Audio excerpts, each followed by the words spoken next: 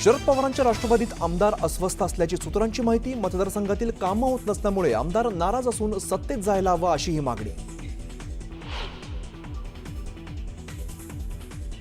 शरद पवार आणि उद्धव ठाकरेंच्या पक्षातील अनेक जण भाजपामध्ये येण्यास उत्सुक. तर शरद पवारांना आम्ही युतीसाठी कुठे आमंत्रण दिलं, जिथे आहेत तिथेच राहून लढावं, गिरीश महाजनांचे टोले.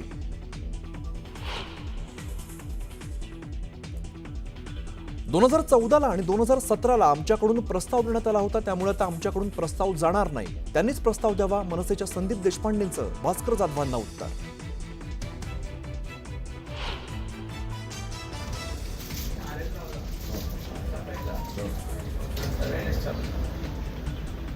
कर्जमाफीची तारीख जाहीर करण्यासाठी कडूंचं 2 ऑक्टोबर पर्यंतचं अल्टिमेटम. तर उपोषण सोडल्याने बच्चू कडूंची प्रकृती बिघडली.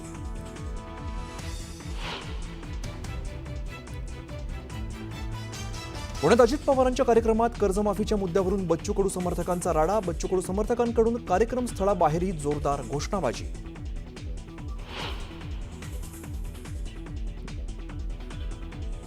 कर्जमाफीचं आश्वासन आमच्या जाहीरनाम्यात नव्हतं. मंत्री अतुल सावेंचं मोठं विधान. तर योग्य वेळी सरकार कर्जमाफी करणार, मात्र टॅक्स भरणाऱ्यांना कर्जमाफी कशी, पाशा पटेल यांचा सवाल.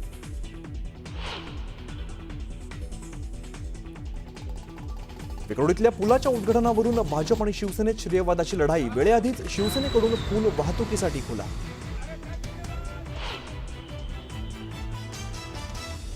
गोवंडीच्या शिवाजीनगरमध्ये डंपरने 4घांना चिरडलं. 3घांचा जागीच मृत्यू, तर 1 जण गंभीर. संतप्त जमावाकडून रास्ता रोको, तर पोलिसांचा जमावावर लाठीचार्ज.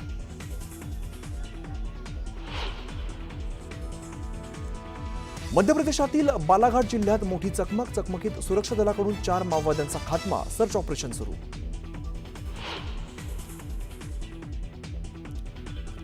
विमान अपघाताच्या चौकशीसाठी उच्चस्तरीय चौकशी समिती स्थापन. केंद्रीय नागरी उड्डाण मंत्री राममोहन नायडू यांची माहिती.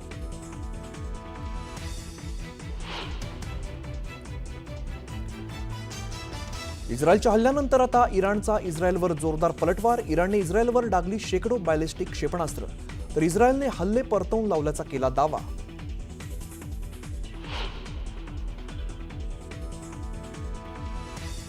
आणि दक्षिण आफ्रिकेने पहिल्यांदाच जिंकली आयसीसी वर्ल्ड टेस्ट चॅम्पियनशिप. दक्षिण आफ्रिकेची ऑस्ट्रेलियावरती 5 विकेट्स राखून मात. शतकी खेळी करणारा एडन मार्कराम विजयाचा शिल्पकार.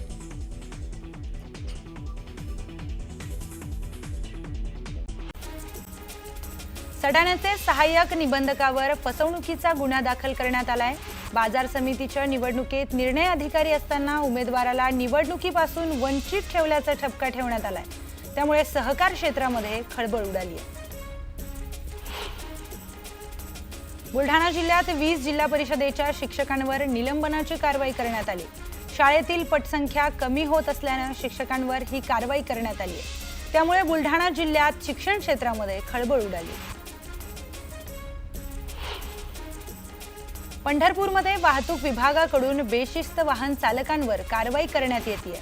दरम्यान भाजपच्या काही कार्यकर्त्यांनी वाहतूक विभागाला कारवाईला विरोध केलाय.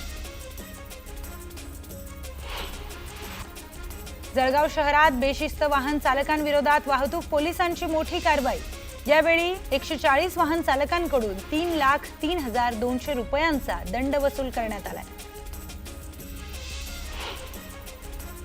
जळगावच्या बस स्थानकाबाहेर मोठी वाहतूक कोंडी निर्माण होतीये. त्यामुळे प्रवाशांना नाहक अडचणींचा सामना करावा लागतोय. दरम्यान बसस्थानकाबाहेर वाहनांच्या लांबच लांब रांगा लागल्या होत्या. तातडीने वाहतूक कोंडीवर तोडगा काढण्याची मागणी प्रवाशांनी केली. चोपडा तालुक्यात यंत्राच्या सहाय्याने मका पेरणीला सुरुवात झाली आहे. पेरणीसाठी मजूरच भेटत नसल्याने शेतकऱ्यांनी यंत्राचा वापर करत पेरणी सुरू केली. गोंदियामध्ये शासकीय आश्रम शाळेतील नर्स भरतीत घोटाळा झाल्याचा आरोप केलाय. पैसे घेऊन नियुक्ती केल्याच्या उमेदवारांनी आरोप केलाय. तर तातडीने कारवाई करण्याची मागणीही उमेदवारांनी केली. पुण्याच्या खडकवाडीमध्ये मोराने पिसारा फुलवून नृत्य केलंय. मोराच्या नृत्याचा व्हिडिओ जोरदार व्हायरल झालाय.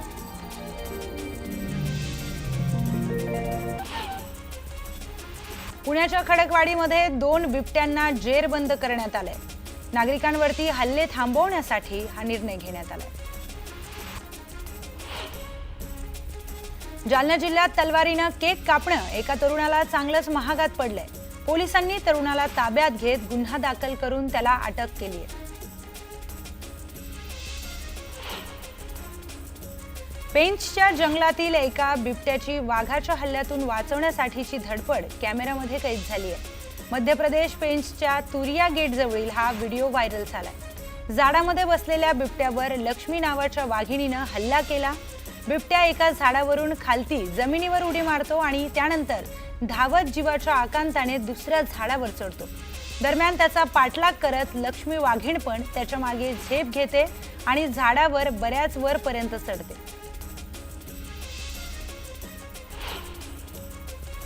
कॉरिडॉर विरोधकांसाठी पंढरपुरात अभिरूप मतदान सुरू आहे. यावेळी मतदान करण्यासाठी कॉरिडॉर बाधितांच्या रांगा लागल्यात. काशी आणि उज्जैनच्या धर्तीवर पंढरपुरात कॉरिडॉर होणार आहेत आणि यालाच विरोध करण्यात आलाय. धुळे जिल्ह्यातील शिरपूर तालुक्यातील आढे शिवारात वीज अंगावर पडल्याने एका 60 वर्षीय शेतकऱ्याचा मृत्यू झालाय. नथू सनेर असं वीज पडून मृत्यू झालेल्या शेतकऱ्याचं नाव आहे. शेतकऱ्याच्या मृत्यूने गावात शोककळा पसरली.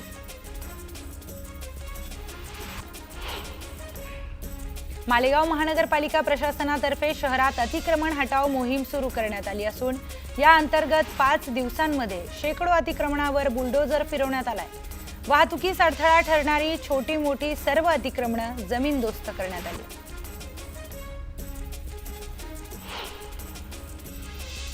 सांगलीच्या मिरज तालुक्यातील वडडी येथे ग्रामपंचायतीच्या विकास कामावरून ग्रामपंचायत सदस्यांच्या भावासह दोघांना बेदम मारहाण करण्यात आली आहे. सरपंच गटाच्या कार्यकर्त्यांकडून ही मारहाण करण्यात आल्याचा आरोप जखमींकडून करण्यात येतोय. वाशिम जिल्ह्यातील कारंजा, रिसोड, मंगरुळपीर आणि वाशिम या 4 एसटी आगारातील तसंच राज्यभरातील एसटी आगारातील बसमध्ये अमृत योजनेचा आधार कार्डसह इतर बोगस आधार कार्डतर्फे योजनेचा लाभ घेणाऱ्या प्रवाशांना आता चाप बसलाय. वर्ध्याच्या हिंगणघाट तालुक्यातील 39 गावच्या नागरिकांना भूखंड मिळणार आहे. यावेळी पट्टे वितरणासाठी आमदार राजेश बकाने यांनी पुढाकार घेतला. तिरुपती बालाजी मंदिराप्रमाणेच पंढरपुरात विठ्ठलाचं आता टोकन दर्शन सुरू होणार आहे. 15 जून पासून विठ्ठलाच्या टोकन दर्शनाची प्रायोगिक चाचणी सुरू होणार असून यासाठी पहिल्या दिवशी 1200 लोकांना बुकिंग उपलब्ध करून देण्यात आले.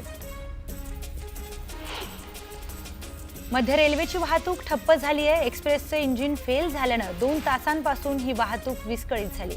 उंबरमाळी स्थानकाजवळ कसाऱ्याकडे जाणारी वाहतूक विस्कळीत झाली. जलसंपदा मंत्री राधाकृष्ण विखे पाटील यांनी सहपरिवार लोणी गावचे ग्रामदैवत असलेल्या म्हसोबा महाराजांची पूजा केली आहे. विखेंच्या वाढदिवसाचं औचित्य साधत ग्रामस्थांनी देवाला 14 लाखांचा चांदीचा सुंदर असा पोशाख अर्पण केला.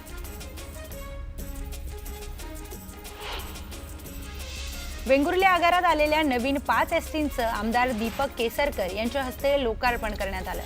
वेंगुर्ले आगाराला नवीन बस मिळण्यासाठी प्रयत्न केल्याबद्दल आमदार दीपक केसरकर यांचा यावेळी सत्कारही करण्यात आलाय. बीड जिल्ह्यामध्ये गुन्हेगारांची सर्व कुंडली आता एका क्लिकवर मिळणार आहे.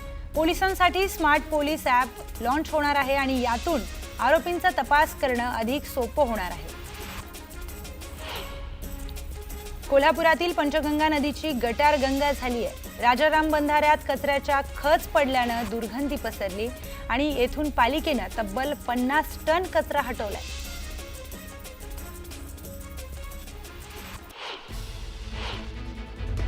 तर बच्चू कडूंना उपचारासाठी रुग्णालयात दाखल करण्यात आल्याची माहिती आहे. बच्चू कडू यांच्यासह 23 उपोषणकर्त्यांनाही रुग्णालयात दाखल करण्यात आलंय. 10 कार्यकर्त्यांची प्रकृती खालावल्याची देखील माहिती समोर आली आहे.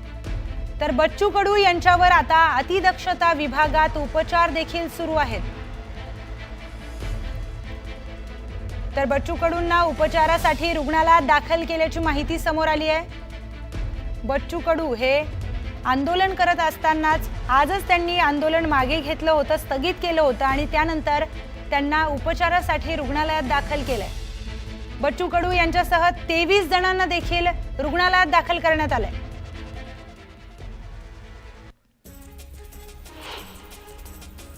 अकोला जिल्ह्यात वादळी वाऱ्यासह मुसळधार पावसाची शक्यता वर्तवण्यात आली आहे। आपत्ती व्यवस्थापन विभाग जिल्हा प्रशासनाकडून नदीकाठच्या गावांना सतर्कतेचा इशारा देण्यात आलाय। पालिका निवडणुकांचं बिगुल वाजताच प्रभाग रचनेचे आदेश नगरविकास विभागाने दिलेत।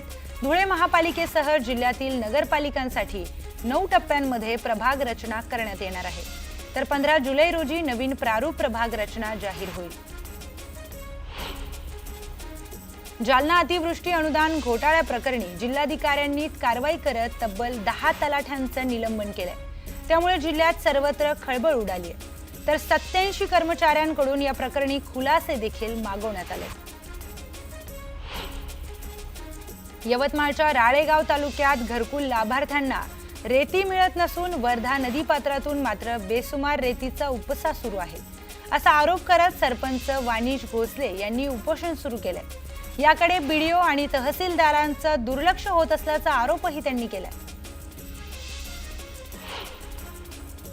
लोणार तालुक्यातील गंधारी गावातील एक धक्कादायक प्रकार समोर आलाय। अडगळीत पडलेल्या एका बंद घरामध्ये 10 गोवंशीय जनावरं मृत अवस्थेत आढळून आल्यानं परिसरात खळबळ उडाली। दुर्गंधी पसरल्यानं ग्रामस्थांनी पाहणी केली असता तेथे सर्व जनावरांचे मृतदेह आढळून आले। या प्रकरणी जनावरांचा मृत्यू नेमका कशामुळे झाला याचा तपास सुरू करण्यात आलाय। पावसाच्या दिवसांमध्ये सामान्यांपर्यंत स्वस्त धान्य योजनेचे धान्य पोहोचत नसल्यानं यंदा सरकारनं पावसाळ्याच्या दिवसात 3 महिन्याचं धान्य एकदाच देण्याची योजना आखली आहे। मात्र या योजनेची माहिती नसल्यानं ही योजना राबवली कशी जाणार, त्यामुळे रेशन दुकानदारांची योजनेचा बट्ट्याबोळ होण्याची शक्यता व्यक्त केली। दौंड तालुक्यातील यवतमधील महावितरणचे कर्मचारी यांनी दाखवलेल्या धाडसाचं सर्वत्र कौतुक होतंय। जोरदार पावसामुळे वीज पुरवठा करणारा खांब तळ्यात कोसळला होता, त्यामुळे संपूर्ण परिसरात वीज पुरवठा खंडित झाला होता। यावेळी तळ्याच्या पाण्यात पोहत जात स्वतः जीव धोक्यात घालून खंडित झालेला वीज पुरवठा सुरळीत केलाय। विक्रोळी पूर्व आणि पश्चिमेला जोडणारा उड्डाणपूल वाहतुकीसाठी खुला होणार आहे। मात्र त्याआधीच शिवसेना शिंदे गटाने फीत कापून या पुलाचं उद्घाटन केलं। विक्रोळी पूर्व आणि पश्चिमेला जोडणारा विक्रोळी उड्डाणपूल आज वाहतुकीसाठी खुला होणार होता, मात्र त्याआधीच शिवसेनेकडून थेट या ब्रिजचं उद्घाटन करण्यात आलं। उल्हासनगरमध्ये एका जिवंत रुग्णाला मृत घोषित करण्यात आल्याचा धक्कादायक प्रकार समोर आलाय। डॉक्टरांनी रुग्ण मृत आहे असं नातेवाईकांना सांगून मृत्यूचा दाखलाही दिला। दरम्यान अंत्यसंस्काराची तयारी सुरू असताना रुग्णाची हालचाल जाणवल्यानं त्यांना रुग्णालयात दाखल करण्यात आलं। उपचारानंतर रुग्ण ठणठणीत बरा झालाय। बोरीवलीमध्ये पोलीस खात्यात नोकरी मिळवून देण्याच्या आमिषातून फसवणूक करण्यात आली। फसवणूक करणाऱ्या पोलीस अधिकाऱ्यांना अटक करण्यात आली आहे। आरोपीच्या साथीदारांकडून पोलिसांकडून त्याचा शोध घेण्यात येतोय। कल्याण पूर्वेतील मलंग रोड परिसरातील हरे कृष्णा धाम इमारतीत कचरा टाकण्यावरून 2 शेजाऱ्यांमध्ये तुफान हाणामारी झाली। ही संपूर्ण घटना सीसीटीव्ही मध्ये कैद झाली आहे। मानपाडा पोलीस ठाण्यात परस्पर गुन्हे दाखल करण्यात आले। भिवंडी शहरातील शांतीनगर परिसरातील एका मोबाईल दुकानात चोरट्यांनी डल्ला टाकत चोरी केली। अज्ञात चोरट्यांनी चोरी केल्याची घटना सीसीटीव्हीत कैद झाली आहे। पुणे सातारा महामार्गावरील कापूर होळ पुलाजवळ भरधाव बसनं मालवाहू कंटेनरला धडक दिल्यानं अपघात झालाय। सुदैवानं यात कुठलीही जीवितहानी झालेली नाही, मात्र बसमधील प्रवासी किरकोळ जखमी झालेत। तर मध्य प्रदेश मधील बालाघाट जिल्ह्यात मोठी चकमक झाली आहे। चकमकीमध्ये सुरक्षा दलाकडून 4 माओवाद्यांचा खात्मा केल्याची माहिती समोर येते। मध्य प्रदेशच्या बालाघाट जिल्ह्यात ही मोठी चकमक झाली असून यामध्ये 4 माओवाद्यांना सुरक्षा दलाने ठार केले। गोंदिया जिल्ह्याच्या सीमेपासून तब्बल 90 किलोमीटर अंतरावर मध्य प्रदेशच्या बालाघाट जिल्ह्याच्या हद्दीत ही चकमक झाली आहे। या संदर्भातील अधिक माहिती जाणून घेऊयात। आपले प्रतिनिधी महेश तिवारी आपल्या सोबत आहेत। महेश, मध्य प्रदेशमधील बालाघाट जिल्ह्यात एक मोठी चकमक झाल्याची माहिती समोर आली आहे, काय अधिकचा तपशील आहे? प्रियंका, हा जो भाग आहे हा ट्राय जंक्शन आहे। महाराष्ट्रापासून 90 किलोमीटर अंतरावर असला तरी माओवाद्यांचा जो एनएमसी झोन आहे, मोठा एक गड आहे माओवाद्यांचा, त्या भागात माओवाद्यांचा एक लोकेशन असल्याची माहिती मिळाली होती। आणि त्यानंतर मध्य प्रदेश पोलिसांचं जे माओवाद विरोधी पथक आहे हा, त्या पोलीस दलाच्या जवानांचं कालपासून या भागात सर्चिंग ऑपरेशन सुरू होतं। आज दुपारच्या सुमारास या भागात त्यांची आणि माओवाद्यांची चकमक झाली आणि या एन्काउंटरमध्ये 4 माओवाद्यांना कंठस्नान घालण्यात यश आलेलं आहे। त्यामध्ये 3 महिला माओवादी आहेत। महत्वाचं म्हणजे त्या ठिकाणी मोठ्या प्रमाणात शस्त्रांचा साठा सुद्धा असल्याची माहिती आहे आणि मृतदेहासह शस्त्रसाठाही पोलिसांनी जप्त केलेला आहे। सर्चिंग ऑपरेशन अजूनही सुरू आहे।